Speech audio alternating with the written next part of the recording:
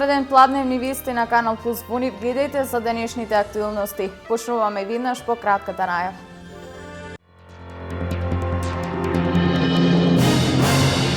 Општина Пехчево ги повикува угостителите да бидат дел од петиот фестивал на дувачки оркестри од 10 до 13 јули. Во тек е аплицирањето за закуп на простор на Пехчевскиот плоштад. Собствениците на приватни шуми не се согласуваат со монополската положба на јавното претпријатие Македонски шуми. Кражбата на дрва и понатаму е проблем за собствениците на шуми.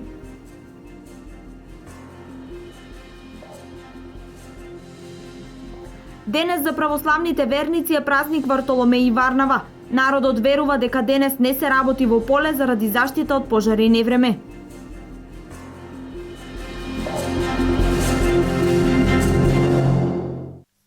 Собствениците на приватни шуми бараат враќање на стариот закон кој го регулираше маркирањето на дрвата за сеча. Сметаат дека актуелниот закон ги стави Македонски шуми во монополска позиција.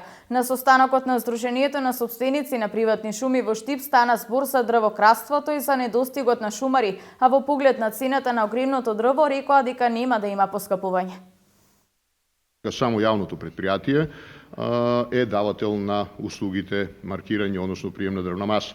Она што сакам да го кажам е дека Сдруженијето и понатака е за демонополизација на пазарот на услуги и сме за тоа лиценците повторно да се вратат, значи покрај јавното претпријатие и лиценцираните субјекти да даваат услуги на нас собствениците, но она што особено сакам да го потенцирам е дека собствениците не можат и не смеат да стојат по страна, туку многу проактивно да влијаат врз делот на сугестии, односно давање на мислење во делот на вршење на тие услуги. Значи, собствениците на приватни шуми да бидат активен чинител во делот на формирање и креирање на самите цени на услугите, но и во начинот на тоа како тие се даваат, независно дали тоа ќе биде јавното претпријатие или лиценцирани субјекти. Во општина Чешиново Облешево во тек се активности за доизградба на канализациониот систем за отпадни води во село Облешево. Вкупната инвестиција за овој зафат е над 3 милиони динари. Повеќе од половина од средствата се донација, дел од средствата се од швајцарската амбасада, дел се општински средства. Проектот е изработен од Аква Инк Штип, додека изведуваче фирмата Инком Инженеринг. Во моментот се извршуваат активности за последниот крак.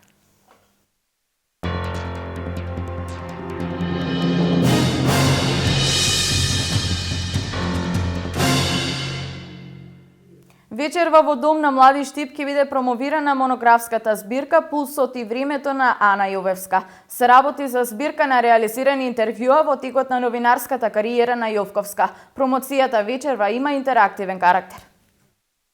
Дом на млади во рамките на своите активности предвидени со програмата, со почеток во 19 часот и 30 минути, организира промоција на книгата Пулсот и времето, напишана од Ана Јовковска.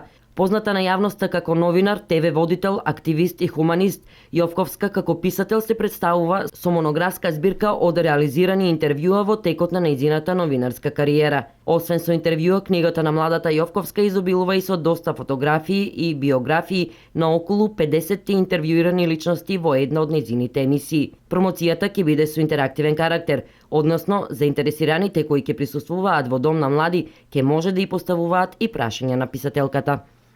Општина Пехчево ги повикува угостителите да бидат дел од јубилејниот 5-ти фестивал на дувачки оркестри. Општината ги информира угостителите од Пехчево и од цела Македонија да поднесат барање за закуп на простор на плоштадот во Пехчево. Барањето може да се пополни во локалната самоуправа, а може да се симни од веб страницата на општината.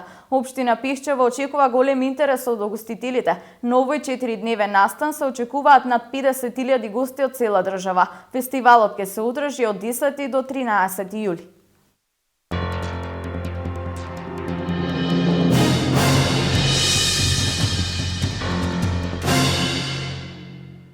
Штипско културно лето почна со квалитетни содржини и продолжува во ист стил. Студентите од одделот за етнокореологија вчера вечер се представија со македонски изворни песни. Во четвртокот ќе се пеат традиционални песни на македонски, ромски, турски и влашки јазик. Временските прилики синоќа им одеа во прилог на студентите на одделот за етнокореологија при факултетот за музичка уметност, кои на платото пред факултетот одржаа прекрасен концерт исполнет со звуците на македонската традиционална музика. Освен со звуците на традиционалните инструменти тапан, кавал, гајда и тамбура, присутните беа почестени со прекрасното архаично пеење карактеристично за македонското поднебје, преточено со машки и женски вокали.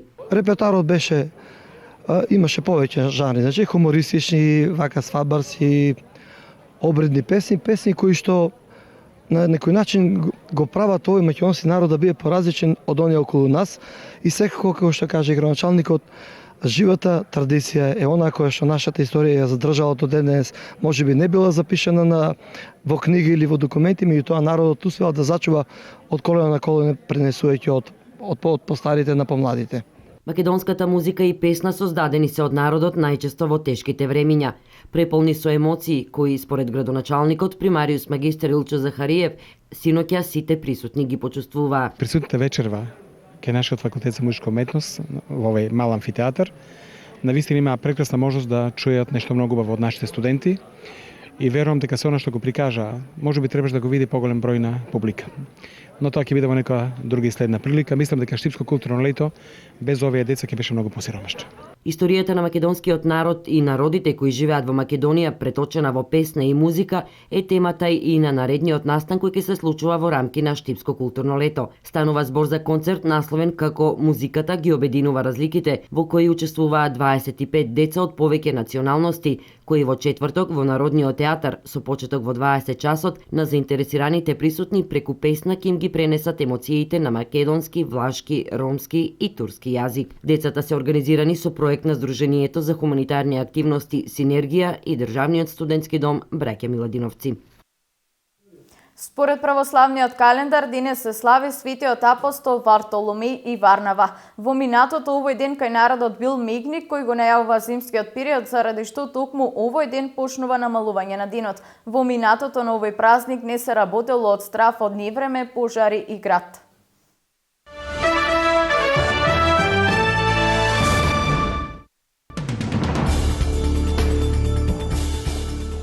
Девојче бомба вчера во северна Нигерија уби 16 лица. 12-годишното девојче ја активирало бомбата на пазарот во селото Вагер во државата Јобе. Девојчето на пазарот пристигнало со моторцикл, пошто пешке отишло до неголемата толпа луѓе, каде што ја активирало бомбата. За сега никој не ја презеде одговорноста за нападите, но властите се сомниваат во исламистичката терористичка група Боко Харам. Бројот на жртви во топлотниот бран што ја погоди пакистанската покрајна Синд се зголеми на над 780, поради што премиерот на земјата побара од Националната служба за воредни состојби да презеде итни мерки за да го заштити населението. Во борбата со екстремно високите температури учествуваа и војската која веќе постави посебни центри за прва помош. Ерменски активисти кои протестираат против покачувањето на цената на струјата го продолжија протестот во Ереван и покрај тоа што претходно тој беше насилно расторен од полицијата. Демонстрантите бараат преразгледување на одлуката со која струјата од 1 август поскапува за 16%.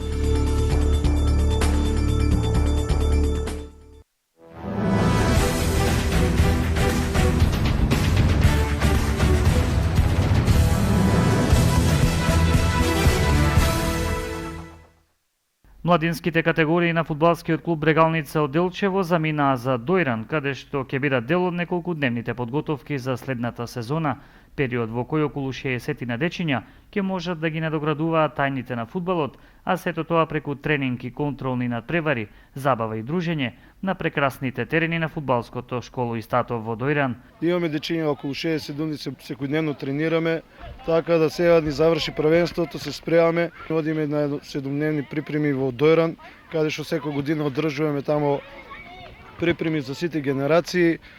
И како што сите знаат, сите услови ги имаме и пак ќе продолжиме на тамо да работиме. Значи, сега генерацијата се менја, ќе биде генерација 2001-2002 и генерација 2003-2004 и помални генерации што ќе се такмичиме во тој Кочански регион. Кампот на младите надежи на фудбалскиот клуб Брегалница од Делчево доаѓа како награда за генерацијата 2000-2001, фудбалери кои во изминатата надпреварувачка сезона во детската фудбалска лига за Кочанскиот регион без конкуренција го освоија првото место. Инаку на речињата покрај фудбалот, приоритет ќе им биде и сончањето на новата градска плажа во Дојран.